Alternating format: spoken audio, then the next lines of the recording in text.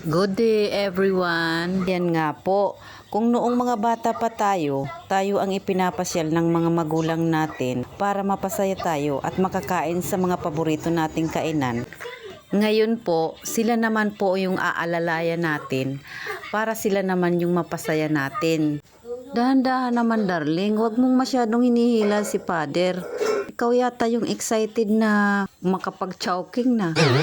Meron ng halo-halo, meron ng pansit, may juice, may fried chicken. Wow. Merong pang pansit na may sabaw, na may bula-bula.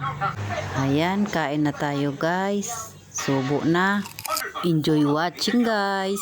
Ayan guys, nakakain na kami, busog na. Kung napapansin nyo guys, kanina nung papunta pa lang para kumain, yung mga hakbang, ang lalaki ng hakbang, ngayon na pauwi na, medyo bumigat na yung tiyan, busog na, kaya yung mga hakbang, maliliit na.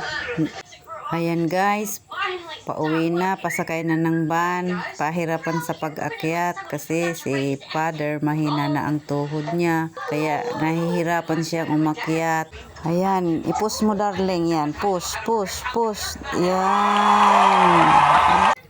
Pinalaboratory namin si Mother kasi pinapacheck up namin yung kanyang mga binte, yung kanyang mga joints kasi namamaga, masakit ang kanyang paa. Si Father naman, yung kanyang braso dahil hindi na niya maiangat, parang lumaylay na yung kanyang balikat. Ayan, pauwi na kami kasi yung laboratory ni Mother, babalikan na lang bukas. Nag-aapura na si Father, naiinip na kaya pauwi na. Ayaw ni Father magpa-confine. Gusto sana ng doktor na i-confine siya para maobserbahan kung talagang nagkaroon siya ng stroke, atake. Na-admit na, winidraw pa rin kasi umiiyak, ayaw magpa-confine. Kaya inuwi na lang uli. Niresitahan na lang siya ng gamot. Thank you for watching. Follow for more.